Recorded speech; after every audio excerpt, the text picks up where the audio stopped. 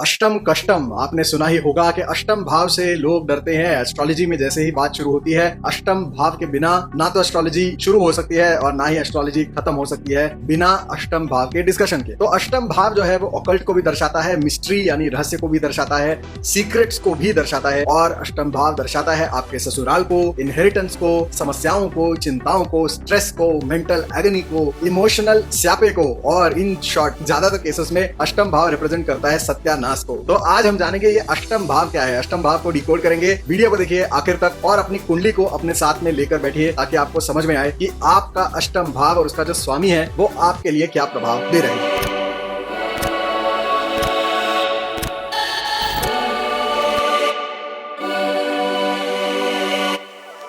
तो चलिए बात करते हैं अष्टम भाव के बारे में। तो जैसा मैंने कहा, अष्टम भाव दर्शाता है आपके मेंटल एगनी को, चिंताओं को और इमोशनल स्यापे को, तकलीफ को और आपके सीक्रेट्स को, रहस्यों को दर्शाता है अष्टम भाव। तो अष्टम भाव जो है ज्यादातर केसेस में नेगेटिव रिजल्ट के लिए जाना जाता है, और अष्टम भाव जब बहुत प्रबल होता है और अष्टम भाव के स्वामी की या अष्टम भाव में बैठे हुए यानी कि 8th हाउस में बैठे हुए प्लैनेट की दशाएं चलती हैं, तो वो जो आदमी होता है वो भी बहुत ही इंपल्सिव, मूडी, अनस्टेबल बन जाता है, और उनके लाइफ में ऐसी ऐसी चीजों से उनका पाला पड़ता है जिनके बारे में आज तक उन्होंने जीवन में कभी सोचा भी नहीं है। तो 8वां घर जो है और उसका स्वामी जो है वो बहुत ही इंपॉर्टेंट है। आज हम बात करेंगे 8th हाउस के लॉर्ड के बारे में, यानी कि 8वें घर का स्वामी, यानी कि आपके कुंडली में, लग्न कुंडली में 8th हाउस में जो भी राशि है उस राशि का स्वामी ग्रह जो है उसकी हम बात करेंगे, और वो 12 घरों में अलग अलग जगह पर जैसे बैठेगा उसके आपके ऊपर क्या प्रभाव होंगे ये जानेंगे आज। तो यहाँ पे बेसिक अगर आपको फंडा समझना है, बेसिक फॉर्मूला समझना है, तो वो ये है, अष्टम भाव का स्वामी जिस घर में बैठेगा उस घर से संबंधित समस्याएं उस व्यक्ति को आएंगी, पहली चीज। दूसरी चीज, उस घर से संबंधित कोई ना कोई सीक्रेट्स इस इंसान के जीवन में होंगे, रहस्य होंगे उस घर से रिलेटेड। और अष्टम भाव जो है वो गले में फंसी हुई हड्डी की तरह है, जो ना तो उगलते बनता है ना तो निगलते बनता है, और ये जो है आपके आजीवन आपके लाइफ में एक चिंता का कारण बन जाता है, अष्टम भाव और उसका स्वामी। तो 8वें घर का स्वामी अगर फर्स्ट हाउस में बैठ जाए, फर्स्ट हाउस क्या है? फर्स्ट हाउस है आपकी प्रतिष्ठा, आपका शरीर, आपका सर, आपका चेहरा, ये सब कुछ है। प्रथम भाव से देखते हैं हम, वहां पे अगर 8वें घर का स्वामी बैठ गया तो आपको हमेशा अपनी प्रतिष्ठा से संबंधित चिंता बनी रहेगी, और आपको अपने ब्यूटी से रिलेटेड भी चिंता लगी रहेगी कि मैं कैसा दिखता हूं, कैसी दिखती हूं। आप हमेशा कुछ ना कुछ ट्राई करते रहेंगे और हमेशा आप अनसेटिस्फाइड रहेंगे with your looks, with your reputation, और कुछ ना कुछ आपके हेल्थ से रिलेटेड भी आपको चिंता लगी रहेगी हमेशा। और आपके ऐसे कुछ सीक्रेट्स भी होंगे, या तो हेल्थ से रिलेटेड, या तो ऐसा कोई सीक्रेट जो आपकी प्रतिष्ठा की धज्जियां उड़ा सकता है। कोई ना कोई ऐसा सीक्रेट होता है जो आपके फर्स्ट हाउस से रिलेटेड सारी चीजों को तकलीफ में ला सकता है। 8वें घर का स्वामी फर्स्ट हाउस में जब बैठता है तो कभी ना कभी जीवन में ऐसा कोई ना कोई किस्सा हो जाता है कि जहां पर आपकी प्रतिष्ठा, मान सम्मान, आपकी इमेज पे जो है कीचड़ उछलता है और आपको संभालते संभालते बिल्कुल सरदर्द हो जाता है। तो जब भी अष्टम स्थान के स्वामी की दशा चले या वहां बैठे हुए ग्रह की दशा चले तो आपको बहुत ही केयरफुल रहना चाहिए, उसके उपाय टाइम टू टाइम कर लेने चाहिए। 8वें घर का स्वामी अगर आपके दूसरे भाव में आ जाए, दूसरा भाव है परिवार का, दूसरा भाव है इनहेरिटेंस का, तो आप देखेंगे कि ऐसे जो लोग होते हैं उनके जीवन में हमेशा उनका परिवार जो है वो बहुत बड़ा समस्या का, चिंता का कारण बन जाता है। कोई ना कोई पारिवारिक कलह उनके घर में चलता रहता है, कोई ना कोई कलेश हमेशा मचा हुआ रहता है, और कुछ ना कुछ उनके घर वालों से उनके अनबन लगी रहती है, लेकिन ये कभी सुलझती नहीं और ये जिंदगी भर चलती रहती है। और जैसा मैंने कहा कि ये हड्डी गले में फंस जाती है, और फिर ना तो आप अपने परिवार को छोड़ सकते हैं और ना ही आप अपने परिवार के साथ खुशी से, शांति से रह सकते हैं, क्योंकि किसी ना किसी बात पर आपका हो जाता है झगड़ा। चिंता का कारण होता है आपका परिवार आपके लिए, तो परिवार से रिलेटेड आपको कोई ना कोई दिक्कत आती रहती है। इनहेरिटेंस यानी कि कोई अगर जमीन जायदाद का कोई मैटर हो घर से, तो वो आपको मिलने में कोई ना कोई अड़ंगा डाल देता है, कोई ना कोई समस्या आ जाती है और फिर उसके लिए भी आपको झगड़ना पड़ता है। तो ये सारी चीजें होती हैं। और दूसरा घर जो है वो सेविंग्स का भी होता है, यानी कि आपका जो धन संचय है उससे भी संबंधित है। तो आप देखेंगे कि जब 8वें घर का स्वामी सेकंड हाउस में आ जाता है तो आप देखेंगे कि ऐसे लोगों को अक्सर सेविंग करने में बड़ी तकलीफ होती है, ये सेविंग नहीं कर पाते। जैसे ही सेविंग होती है ये कोई बहुत बड़ा खर्चा निकाल लेते हैं और खुद ही अपनी सारी सेविंग फूक आते हैं किसी चीज के ऊपर। तो ये बड़ी एक समस्या है इनके साथ। और जो है इनके खाने से रिलेटेड बहुत ज्यादा इनके कंप्लेंट्स होते हैं, ये खाना ऐसा क्यों है, वैसा क्यों है, ज्यादा मीठा है, ज्यादा खट्टा है, ज्यादा नमक है, ज्यादा यह है, ज्यादा वो है, या तो कम है। कोई ना कोई इनकी समस्या होती है खाने से रिलेटेड। अष्टम भाव का स्वामी अगर दूसरे घर में है तो ऐसे लोगों को अक्सर जो है गलत तरीके से पैसा कमाने की भी आदत लग जाती है। यानी कि ये लोग घूस खाएंगे, कमीशन बीच में खा लेंगे और बिल्स की अफरा तफरी करेंगे, ऐसी चीजें भी ये लोग कर सकते हैं। तो ऐसा अगर आप करते हैं तो आपको नहीं करना चाहिए, स्पेशली जब आठवें घर के स्वामी की दशाएं चलती हैं तब, क्योंकि उस वक्त आप पकड़े जा सकते हैं और फिर वहां से हो सकता है बहुत बड़ा घोटाला। अगर अष्टम भाव का स्वामी बैठ जाता है तीसरे घर में, अब तीसरा घर है आपका पराक्रम भाव, तीसरा घर है प्रेजेंटेशन का, तीसरा घर है मीटिंग्स का, तीसरा घर है सिबलिंग्स का और शॉर्ट डिस्टेंस जर्नीज का भी, तो आप देखेंगे कि इन सारी चीजों में आपको चिंता समस्या आती रहेगी। यानी आपके भाई बहनों से आपका झगड़ा होता रहेगा, आप जब कोई चीज मीटिंग में जाएंगे, प्रेजेंटेशन में जाएंगे, तो आप देखेंगे कि उसमें कोई ना कोई प्रॉब्लम आ जाएगी, आपका प्रोजेक्टर खराब हो जाएगा, आपका लैपटॉप खराब हो जाएगा, आप उस दिन बीमार पड़ जाएंगे, जो है रास्ते से जाते जाते कोई आपके ऊपर कीचड़ उछाल देगा, कोई ना कोई ऐसी चीज हो जाएगी कि आपकी मीटिंग, आपका प्रेजेंटेशन खराब हो जाए और जिसके वजह से आप पूरी तरह से इंप्रेस नहीं कर पाते किसी को। और अगर आप चले जाते हैं अपने सिबलिंग्स के पास, तो सिबलिंग्स के साथ भी कोई ना कोई अनबन, कोई ना कोई आपके साथ जो है आपकी लड़ाई चलती रहती है उनके साथ। और उसी के साथ साथ अगर आप सोचते हैं चलिए सैटरडे है, संडे है, घूमने निकलते हैं, आप निकलेंगे घूमने के लिए, आधे रास्ते में गए, पता चला आपकी जो है गाड़ी बंद हो गई, आपका टायर पंचर हो गया, कोई ना कोई गड़बड़ हो जाती है उसके अंदर, आपकी जो ट्रिप थी, पिकनिक थी, वो खराब हो जाती है। तो ये भी बड़ा होता है इनके साथ। अच्छा, अष्टम स्थान का स्वामी अगर थर्ड हाउस में हो तो इसकी एक पॉजिटिव साइड भी है। पॉजिटिव साइड ये है कि जब आपके उस ग्रह की दशा चलेगी उस वक्त आप देखेंगे कि ये जो समस्या है थर्ड हाउस से रिलेटेड वो अपने आप बंद हो जाएगी। द रीजन बीइंग कि थर्ड हाउस एक यूनिक हाउस है इसलिए क्योंकि ये आठवें घर से आठवां घर है, यानी ये चिंताओं की चिंता है। जो भी चीजें आपके लाइफ में चिंता क्रिएट कर सकती है उसके लिए कोई ना कोई तकलीफ खड़ी हो जाती है, जिसके वजह से, जिसका मतलब यह है कि दुश्मन का दुश्मन हमारा दोस्त होता है। तो ऐसे केस में क्या होता है कि थर्ड हाउस उसका स्वामी या थर्ड हाउस में बैठा हुआ आठवें का स्वामी किसी की भी दशा आ जाती है तो आपके जो ये सारे तकलीफें हैं थर्ड हाउस से रिलेटेड वो हो जाती हैं कम और आप काफी हद तक इस पे कंट्रोल बना लेते हैं, अपनी पकड़ बना लेते हैं। अगर आठवें घर का स्वामी बैठ जाए चौथे घर में, अब ये एक यूनिक कॉम्बिनेशन है। यहां पर आपको इनहेरिटेंस, प्रॉपर्टी, ये सारी चीजें मिल सकती हैं। अगर आप प्रॉपर्टी से रिलेटेड कोई लॉटरी या लकी ड्रॉ या ऐसा कुछ करते हैं तो प्रॉपर्टी या गाड़ी या ऐसा कुछ आपको मिल सकता है और आपको गिफ्ट में कई बार कोई व्हीकल या प्रॉपर्टी या ऐसा कुछ मिल सकता है आपके रिश्तेदारों के थ्रू या दहेज में या ऐसा कुछ। तो अगर आठवें घर का स्वामी फोर्थ हाउस में हो तो काफी अच्छे रिजल्ट्स देता है। हालांकि जैसा कि आठवें घर का स्वभाव है, तो आठवें घर का स्वामी अगर फोर्थ में हो तो आपकी माता जी से हमेशा कोई ना कोई आपकी अनबन लगी रहेगी, या तो माता जी से रिलेटेड आपकी कोई चिंता बनी रहेगी, यानी उनका हेल्थ खराब हो जाएगा या उनके साथ झगड़ा हो जाएगा, कोई ना कोई अपनी माँ के साथ आपका जो है संबंध में या उनसे रिलेटेड कोई चिंता आपको जरूर रहेगी। और साथ ही साथ में आपकी जो भी प्रॉपर्टी होगी, जो भी आपकी गाड़ी होगी, कोई ना कोई उसमें रिपेयर निकलता रहेगा, कोई ना कोई उसमें खर्चा निकलता रहेगा। आप हमेशा चिंतित रहेंगे कि कहीं मेरे गाड़ी पे स्क्रैच तो नहीं पड़ गया, कहीं मेरे गाड़ी पे किसी ने जो है टायर से हवा नहीं निकाल दी उसकी, कोई उसके मिरर को ना तोड़ दे। आप अपनी गाड़ी कभी किसी को हाथ भी नहीं लगाने देंगे और आपके घर से रिलेटेड भी कोई ना कोई आपको समस्या आती रहेगी। लीकेज हो गया, चोरी हो गई, ये हो गया, वो हो गया, तो घर की सिक्योरिटी से रिलेटेड आपको बड़ी चिंता होती है। आठवें घर का स्वामी अगर फिफ्थ हाउस में बैठ जाए तो ये कॉम्बिनेशन बहुत ही खराब है। पहली चीज ये कि फिफ्थ हाउस जो है मंत्र साधना से भी जोड़कर देखा जाता है और आठवां घर जो है वो स्मशान से जोड़कर देखा जाता है। तो जब आठवें घर का स्वामी फिफ्थ हाउस में बैठ जाता है तो अक्सर ऐसे लोग तंत्र मंत्र, ब्लैक मैजिक और अघोरी साधनाएं, भूत पिशाच, ऐसी चीजों में उनका इंटरेस्ट हो जाता है और इन चीजों के पीछे अगर वो लगते हैं तो वो पागल भी हो जाते हैं एक तरीके से और उनका जो है बहुत सारा टाइम, पैसा, लाइफ, रिश्ते सब बर्बाद हो जाता है इस केस में। और उसके साथ साथ ऐसे लोग जो हैं इनको सट्टा लगाने की, जुआ खेलने की ऐसी भी आदतें, गलत आदतें लग जाती हैं कई बार। तो आठवें घर का स्वामी अगर फिफ्थ हाउस में है तो बड़ा संभल के रहना चाहिए आपको। और आपके अगर कोई सीक्रेट लव अफेयर्स हैं, इलिसिट लव अफेयर्स हैं और अगर आठवें घर का स्वामी आपके फिफ्थ हाउस में बैठ गया और अगर उसकी दशा चल गई तो भाई साहब बच के रहिए, अफेयर वगैरह बंद कर दीजिए जल्दी, नहीं तो पब्लिक में आपकी जो है इज्जत का फालूदा बन सकता है। तो बच के रहना रे बाबा, बच के रहना। आठवें घर का स्वामी अगर छठे घर में बैठ जाए, अब ऐसा जो कॉम्बिनेशन है इसमें क्या होता है कि ये आदमी अगर बिजनेस चलाता है सपोज, तो ऐसे आदमी को कभी अच्छे वर्कर्स, कभी अच्छे एम्प्लॉइज मिलते ही नहीं है। हमेशा इनके एम्प्लॉय कोई ना कोई प्रॉब्लम क्रिएट करते रहते हैं और जिसको इन्होंने हायर किया होता है प्रॉब्लम्स को कम करने के लिए, वही उनकी सबसे बड़ी प्रॉब्लम बन जाता है। तो कभी भी आपको आप देखेंगे कि अच्छे एम्प्लॉइज, अच्छे वर्कर्स, अच्छे सबॉर्डिनेट्स आपको मिलेंगे ही नहीं और आपका जो ऑफिस होगा हमेशा उससे रिलेटेड कोई ना कोई दिक्कत आपको आती रहेगी। कभी ऑफिस से चोरी हो जाएगी, कभी ऑफिस में जो है कोई रेड पड़ जाएगी। अगर आपका रेंटल ऑफिस है तो वहां का जो लैंडलॉर्ड है उसके साथ आपके पंगे हो जाएंगे, अचानक आपको शिफ्ट करना पड़ जाएगा। कभी आपके ऑफिस में पानी भर जाएगा, कोई ना कोई तकलीफ। ऑफिस में जैसे ही आप जाएंगे आप चिंताओं से घिर जाएंगे और काम आपका जो है ठीक से नहीं हो पाएगा। आप ये देखेंगे कि आप जब ऑफिस जाते हैं तो आपका काम नहीं होता, लेकिन जब आप ऑफिस से बाहर निकलते हैं और कहीं बाहर जाके काम कर रहे होते हैं तो आपका काम ज्यादा आसानी से होता है और आप ज्यादा हैप्पीली काम को कंप्लीट करते हैं। तो 8वें घर का स्वामी 6th हाउस में होने से आपके जो ऑफिस रिलेटेड काम है वो सारे खराब हो जाते हैं। 8वें घर का स्वामी अगर 7वें घर में बैठ जाए, और 7वां घर जो है वो है विवाह का, शादी का, और आप सोचिए कि चिंता का स्वामी बैठ जाए शादी के घर में, तो क्या होगा? एक तो शादी से रिलेटेड चिंता शुरू हो जाती है कि भाई एक तो शादी होने में तकलीफ, दूसरा फिर शादी हो जाए तो शादी जिससे हुई है उससे तकलीफ, आपका पति, आपकी लुगाई, आपके जीवन की सबसे बड़ी जो है गले में फंसी हुई हड्डी बन जाएगी। यानी कि आपको वो पसंद भी होंगे और वो आपको जो है दूसरी तरफ आप उनसे नफरत भी करेंगे।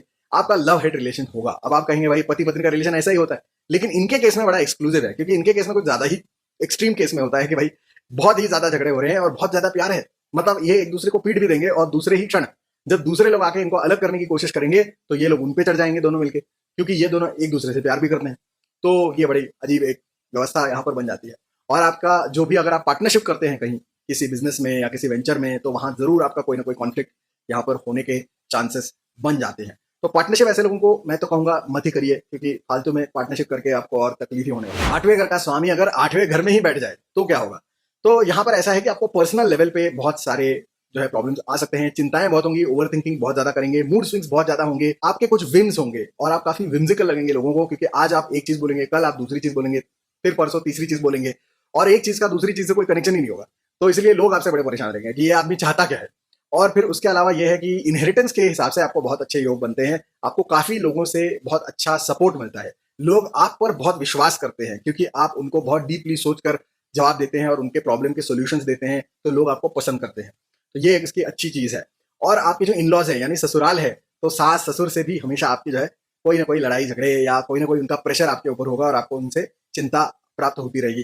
तो ये है 8वें घर का स्वामी जब 8वें घर में होता है तो उसके रिजल्ट्स। और उसके साथ साथ ये जो लोग होते हैं बहुत ही ज्यादा सीक्रेटिव होते हैं, क्योंकि सीक्रेट हाउस का स्वामी खुद वहां बैठा है।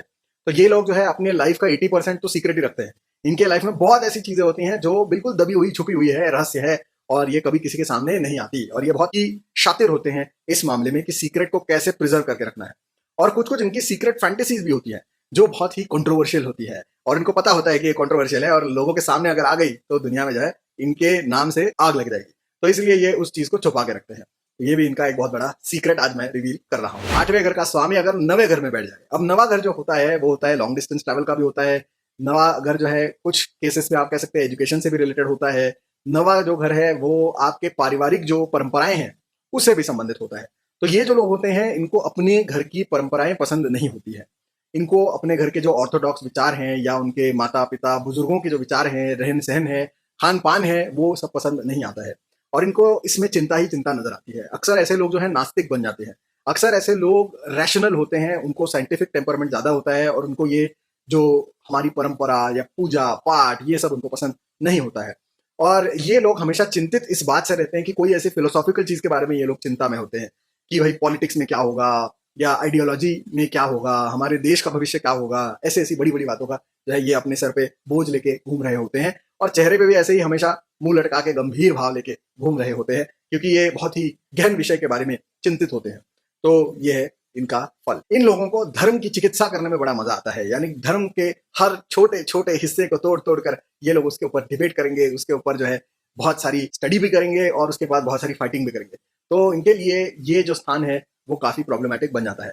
लोग इन पे बड़ा विश्वास करेंगे, ये एक अच्छी चीज है। रैशनल होते हैं, काफी लॉजिकल होते हैं, ये भी अच्छी चीज है, लेकिन कंट्रोवर्सी भी बहुत क्रिएट करते हैं, ये अच्छी चीज नहीं है। तो ये है फल 8वें घर का स्वामी जब बैठता है 9वें घर में। 8वें घर का स्वामी जब बैठता है 10वें घर में, तो आपको हमेशा अपने बॉस और अपने प्रोफेशन से रिलेटेड चिंता रहेगी। आप जैसे ही ऑफिस के बारे में सोचेंगे आपको रोना आ जाएगा। आप जैसे ही अपने बॉस के बारे में सोचेंगे तो आपका बीपी शूट अप हो जाएगा। आप हमेशा चिंतित रहेंगे कि मेरा बॉस कब फोन कर दे, कब मैसेज कर दे, कब उसका ईमेल आ जाए और कब मुझे वो बुला ले ऑफिस, या कुछ हो जाए, ये वो कुछ ना कुछ आपके दिमाग में चलता रहता है। तो आप काफी चिंतित होते हैं related to office and related to your boss. और इसके साथ साथ अगर आपकी सरकारी नौकरी है तो आप देखेंगे कि सरकारी नौकरी में भी आप काफी चिंतित रहेंगे। आपको सरकारी नौकरी में कमीशन खाने की या कुछ जो है मलाई खाने की, अंडर द टेबल कुछ काम करने की भी लत लग सकती है। तो उससे दूर रहना चाहिए, क्योंकि अन्यथा उनकी दशाओं में आपको प्रॉब्लम आएगी। किसकी दशा में? अष्टम भाव के स्वामी की दशाओं में। तो इसीलिए आपको केयरफुल रहना चाहिए। 8वें घर का स्वामी अगर बैठ जाता है 11वें घर में, तो ये अगेन बहुत ही स्पेशल योग है। यहाँ पर आप देखेंगे कि ऐसे जो लोग होते हैं इनको बहुत कम काम करने से भी बहुत ज्यादा लाभ होता है, बहुत पैसे मिलते हैं, बहुत लाभ होता है। जहां भी जाते हैं लकी ड्रॉ लगा देते हैं, वहां से लकी ड्रॉ लग जाता है, एक आध दूसरी लॉटरी भी लग जाती है, शेयर मार्केट में भी जो है तुक्के सही हो जाते हैं। तो कई बार इनके लाइफ में ऐसा होता है कि लकीली इनको पैसा मिल जाता है। ये वो लोग होते हैं जो रास्ता चलते चलते कहीं देख लेते हैं, रास्ते पे पड़े हुए उनको पैसे मिल जाते हैं। तो ऐसे भी कुछ लोग होते हैं, और ये वो लोग होते हैं जिनके 8वें घर का स्वामी होता है 11वें घर में। तो ऐसा अगर कॉम्बिनेशन है आपका तो आप हैं बहुत ही लकी। लेकिन चिंताएं तो जरूर मिलेंगी, क्योंकि 8वें घर का स्वामी अपना जो स्वभाव है उसको नहीं छोड़ता भाई साहब। तो चिंता वो किससे देगा? चिंता आपके जो इन्वेस्टमेंट्स होते हैं कभी कभी फंस जाते हैं। यानी कि आपने किसी बैंक में डाल दिया था, बैंक बंद हो गई, या बैंक से रिलेटेड कोई गलत खबर आ गई, तो आप चिंता में पड़ जाते हैं कि अब पैसा मिलेगा कि नहीं मिलेगा, कब मिलेगा, कितना मिलेगा। तो उसमें आपका जो है थोड़ा टाइम, जो आपका बीपी और हार्ट बीट जो है ऊपर नीचे हो जाता है, लेकिन अल्टीमेटली आपको पैसा मिल ही जाता है। और उसके साथ साथ आपको आपके दोस्तों के साथ कभी कभी आपके लड़ाई झगड़े, इससे भी आपको चिंता हो जाती है। और उसके साथ साथ आपके बच्चों की जब शादी हो जाती है तो उसके बाद में आपके बच्चों के साथ आपके अनबन हो सकती है। 8वें घर का स्वामी अगर बैठ जाता है 12वें घर में, अब 12वां घर अपने आप में खराब है। 12वां घर जो है वो एक्सपेंसेस का, एक्सपेंडिचर का, लॉसेस का है। और आप समझ सकते हैं कि चिंता का स्वामी बैठ जाए लॉसेस के घर में तो क्या होगा। तो भाई साहब ये तो बहुत ही खराब कॉम्बिनेशन है। यहाँ पर अगर इनमें से किसी भी स्वामी की दशा आ जाती है 8वें या 12वें, तो बड़ी संकट को आपको फेस करना पड़ सकता है। आपका दिवाला भी निकल सकता है। आर्थिक रूप से आपकी जो है नैया डूब सकती है। और आपने अगर किसी को लोन दिया है, लिया है, कुछ घोटाला किया है, तो बहुत बड़ा मैसिव पोपट आपका हो सकता है। मतलब बहुत बड़ा प्रॉब्लम क्रिएट हो सकता है। तो 8वें घर का स्वामी 12वें घर में बहुत ही खराब रिजल्ट्स देता है। और उसके साथ साथ ऐसे लोगों की जो नींद होती है वो भी अच्छी नहीं होती। ये लोग जब भी सोते हैं उस वक्त कोई ना कोई डोरबेल बजा देता है, किसी का फोन आ जाता है, कोई बुरे सपने आ जाते हैं, या कभी कभी उनके बगल वाला बहुत खराटे ले रहा होता है। कोई ना कोई समस्या आ जाती है और ऐसे लोगों की जो नींद है वो हराम हो जाती है। तो नींद से रिलेटेड इनको प्रॉब्लम होती है, इंसोम्निया भी हो जाता है कभी कभी। तो ऐसी चीजें इनके साथ होती हैं और आपके खर्चे जो हैं वो दिन दुगने रात चौगुने जो है बढ़ते चले जाते हैं। आपके खर्चों पे आपका कोई कंट्रोल नहीं रहता है, दनादन खर्चा होता रहता है और आप उधर देखते रह जाते हैं और आपके जो बटवे में जो है छेद हो जाते हैं बिल्कुल, और आप कुछ नहीं कर सकते। तो ये प्रॉब्लम यहाँ पे देखने को मिलती है। अच्छा, तो चलिए अब हम बात करते हैं कुछ उपाय की, प्रैक्टिकल उपाय की बात करेंगे। पूजा पाठ हवन शांति कुछ नहीं बताएंगे आपको, हम बताएंगे उपाय। प्रैक्टिकल उपाय क्या है? 8वें घर का जो एक एट्रीब्यूट है वो है सीक्रेसी, सीक्रेट रखना। तो यहाँ पर आप ये समझिए कि सीक्रेट्स जितने आप अच्छे रखेंगे उतना आप देखेंगे कि ये सारी जो समस्याएं हैं आपको तकलीफ नहीं देंगी। जो भी इंपॉर्टेंट चीजें हैं उनको सीक्रेट रखिए। जिन चीजों को बताकर कॉन्फ्लिक्ट क्रिएट हो सकता है ऐसी चीजों को बचाकर रखिए, सीक्रेट रखिए। और जितना हो सके उतना आपको अपने इंपॉर्टेंट चीजों को और अपने जो क्रूशल चीजें हैं उनको छुपा के रखना चाहिए। आपके जो स्ट्रेंथ्स हैं उनको छुपा के रखना चाहिए। आपके एसेट्स, आपका पैसा, आपके एडवांटेजेस, प्रोज, सब कुछ छुपा के रखना चाहिए। अगर आप ये चीज कर लेते हैं तो काफी हद तक ये सारी समस्याएं आपकी कम हो जाती हैं। यानी कि आप देखेंगे इसमें हर घर में जो भी हमने अभी तक कवर किया है, जैसे ही इन विषयों से रिलेटेड आप बखान करेंगे लोगों के सामने या एडवर्टाइज करेंगे उस चीज को, तो आप देखेंगे कि वो चीज जैसे ही आप रिवील करेंगे समाज के सामने, दुनिया के सामने, किसी और के सामने, तो उसी वक्त उस चीज से रिलेटेड लॉस आना शुरू हो जाएगा। और जब तक वो सीक्रेट है तब तक आपको कोई तकलीफ नहीं आएगी। यानी कि आप जैसे समझ लो कि आप अगर 12th हाउस में आपके 8वें घर का स्वामी बैठा हुआ है, अब जब तक आपने अपने इन्वेस्टमेंट्स, खर्चे, कमाई किसी को बताया नहीं है तब तक आपको कोई तकलीफ नहीं हुई। लेकिन जैसे ही आपने लोगों के सामने डंका पीटना शुरू किया कि मेरे पास इतने पैसे हैं, मैंने यहाँ इन्वेस्ट किया है, वहां इन्वेस्ट किया है, बस उसके बाद हो गया सत्यानाश। आप देखेंगे ऐसे ऐसे खर्चे आएंगे कि आप संभाल ही नहीं पाएंगे। फर्स्ट हाउस से रिलेटेड भी यही है कि जो आपके स्ट्रेंथ्स हैं, जो आपके प्रतिष्ठा के मुख्य कारण हैं, जो आपकी यूएसपी है, इन चीजों को थोड़ा सा बचा के रखिए, सीक्रेट रखिए। लोगों के सामने ज्यादा डंका पीट पीट के बताने की कोशिश मत करिए और अपने बारे में वाहवाही मत करिए। अपनी खुद की जो है प्रतिष्ठा बढ़ाने की कोशिश मत करिए, अपने आप की तारीफ मत करिए। अगर ये करेंगे तो आप देखेंगे कि आपको समस्या आनी शुरू हो जाएगी। सेकंड हाउस से रिलेटेड भी यही है कि अगर आप लोगों को बताते हैं कि मेरे पिताजी के पास ये है, मेरे माताजी के पास ये है, मेरा तो इतनी जमीन जायदाद है, मुझे तो सब कुछ मिलने वाला है, मैं बैठे बैठे अमीर हो जाऊंगा, फलाना ढिकाना, ये सब बोलोगे तो आपके आंखों के सामने ही वो सारा इनहेरिटेंस लुट जाएगा, आपको पता ही नहीं चलेगा कि हुआ क्या है। तो भाई जब तक सीक्रेट रखोगे कुछ नहीं होगा। सीक्रेट जैसे बाहर आया, लोगों के सामने बखान किया, डिस्प्ले किया, उस चीज को जोर जोर से बता के दुनिया को बताने की कोशिश करोगे तो फिर वाट लग जाएगी। तो सीक्रेट रखना सीखो। जो इंपॉर्टेंट चीजें उनको सीक्रेट रखो, बचा के रखो, छुपा के रखो, उसको रहस्य बनाकर रखो। जब तक वो रहस्य है तब तक सब कुछ बल्ले बल्ले। जैसे ही वो रहस्य खुला, जैसे ही सीक्रेट बाहर आया, लोगों के सामने आपने डंका पीटा, बखान किया, अभिमान से बताने की कोशिश की लोगों को, खत्म। उसके बाद भगवान ही आपको बताया फिर। तो ये एक प्रैक्टिकल सीक्रेट है 8th हाउस के लॉर्ड की जितने भी समस्याएं मैंने आपको बताई उससे रिलेटेड। और इसके साथ साथ आपको ये समझना है कि इस स्वामी की अगर दशा आती है तो आपका स्वभाव जो है उसमें ज्यादातर चिंता, मूड स्विंग्स और जो है आपके मन से रिलेटेड ही सारी ये समस्याएं हैं कि आपका मन ही इतना अनस्टेबल होता है कि आप बिल्कुल ही कॉन्सेंट्रेट नहीं कर पाते किसी भी चीज के ऊपर, और एक के बाद एक, एक के बाद एक कोई ना कोई चिंता आपके दिमाग में चलती रहती है, और चिंता चिता है। तो आठवें घर के स्वामी को काउंटर करने के लिए उसकी दशा में अगर आप उपाय करना चाहते हैं तो और एक प्रैक्टिकल आपका उपाय ये होगा कि आपको हमेशा मेडिटेशन करना चाहिए। मेडिटेशन करिए, पहली चीज। दूसरी चीज, इंपॉर्टेंट चीजों को सीक्रेट रखिए। और तीसरी चीज मैं ये कहूंगा कि आप जो भी करना चाहते हैं उसको आप पहले एडवांस में प्लानिंग कर लीजिए, उसको आप कहीं लिख लीजिए, प्लान को बना लीजिए पूरा, और उसके बाद उसको एग्जीक्यूट करिए। कोई भी चीज मेंटली करने की कोशिश मत करिए, क्योंकि आपकी मेंटल कंडीशन जो है वो ऐसी होगी नहीं कि आप क्लियरली किसी काम को सोच के एग्जीक्यूट कर पाए। कोई ना कोई उसमें जो है समस्या आती रहेगी। तो इसलिए पहले प्लानिंग करें, लिख लें, और फिर उसको सिक्वेंशियली 1 बाय 1 आप एग्जीक्यूट करें। ऐसा अगर आप करते हैं, इन 3 चीजों को करते हैं, तो आप देखेंगे आठवें घर के स्वामी से रिलेटेड अगर दशा चल रही है और समस्याएं हैं तो वो काफी हद तक कम हो सकती है। और इसके अलावा तो बाकी उपाय भी होते हैं, वो सारे आपको कोई प्रोफेशनल एस्ट्रोलॉजर ही बता सकते हैं। तो ये था आज का हमारा वीडियो। मैं उम्मीद करता हूं कि आज का वीडियो आपको बहुत पसंद आया होगा। इस वीडियो को लाइक करिए, शेयर करिए अपने दोस्तों के साथ, फैमिली मेंबर्स के साथ, और चैनल को सब्सक्राइब करो भैया। वो है सब्सक्राइब करने के लिए, और हमारे चैनल को सब्सक्रिप्शन जो है वो बिल्कुल फ्री है, अगर आपको पता नहीं है तो आप हमेशा अगर मुझसे कनेक्टेड रहना चाहते हैं और ऐसे वीडियो देखना चाहते हैं और जानकारी लेकर अपने आप को इनरिच करना चाहते हैं तो बेल आइकन को प्रेस करो। And for more such videos, stay tuned.